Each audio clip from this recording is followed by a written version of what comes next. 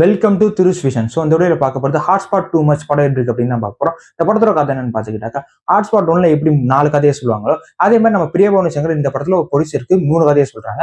First கதை வந்துட்டு ஒரு ஹீரோக்கு ரசிகனா இருக்கலாம், ஆனா அதே வெறி பிடிச்சி கேனத்தனமா சுத்தக்கூடாது அப்படின்ற விஷயத்த சூப்பரா செம்மையா சொல்லியிருந்தாங்க. அண்ட் ரெண்டாவது கதை வந்துட்டு ஒரு சூப்பரான விஷயத்தை எடுத்துட்டு அதை முடிஞ்ச அளவுக்கு சூப்பராகவே சொல்லியிருந்தாங்க, ஜாலியா சூப்பரா சொல்லியிருந்தாங்க. அண்ட் கடைசி 3வது கதை வந்துட்டு டிஃப்ரெண்டா ஒரு மாதிரி வித்தியாசமா எப்படி சொல்றது, ஒரு சில பேர்லாம் சுத்திட்டு இருப்பாங்க, அவங்களுக்குலாம் செருப்படி கொடுக்குற மாதிரி சரியான பதிலடி கொடுக்குற மாதிரி நல்லாவே எடுத்திருந்தாங்க. அண்ட் இதுல பெர்ஃபார்மன்ஸ் வைஸா எல்லாருமே சூப்பரா பண்ணியிருந்தாங்க. முக்கியமா எம்எஸ் பாஸ்கர் வர சீன்லாம் வந்துட்டு செம்மையா இருந்துச்சு. அவரெல்லாம் செம்மையா சூப்பர் நடிச்சிருந்தாரு.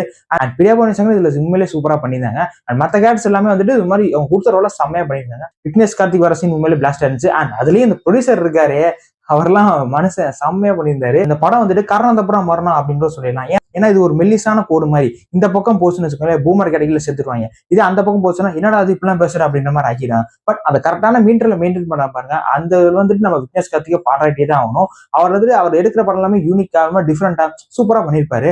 அடியவா இருக்கட்டும், அப்புறம் ஹாட்ஸ்பாட் ஒன்னா இருக்கட்டும், அப்புறம் ஹாட்ஸ்பாட் டூ மச் இந்த படமா இருக்கட்டும், எல்லாமே வந்துட்டு டிஃப்ரெண்டா என்ன சொல்ல வேண்டியது அதை சூப்பரா சொல்லிட்டு செமையா போயிடுவாரு.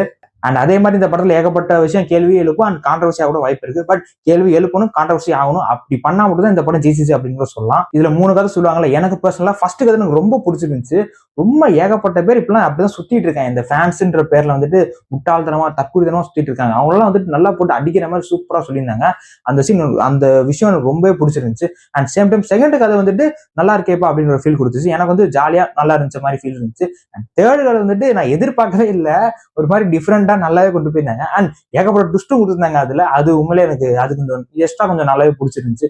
அண்ட் இந்த 3 கதையிலையும் வந்து எனக்கு ஃபேன்ஸ் கதை தான் ரொம்ப பிடிச்சிருந்துச்சு. அதுதான் நான் ஃபர்ஸ்ட் இடத்துல வைக்கிறேன். மிச்ச கதை எல்லாமே செகண்ட் தேர்ட் நான் கொடுத்துக்கிறேன். ஓவராலா ஹாட்ஸ்பாட் டூ மச் ஒரு நல்ல படங்க. உங்களுக்கு ஹாட்ஸ்பாட் ஒன்று பிடிக்கும் அப்படின்னா இந்த படம் கண்டிப்பா பிடிக்க வாய்ப்பு இருக்கு. கண்டிப்பா தேர்ட்ஸ் போய் ட்ரை பண்ணி பாருங்க. படத்தை நீங்க பாத்தீங்க அப்படின்னா உங்களுக்கு எப்படி அப்படின்னு மறக்காம கமெண்ட்ல சொல்லுங்க. அண்ட் ஏகப்பட்ட வீடியோஸ் வர காத்துட்டு நிறைய படம் வந்திருக்கு.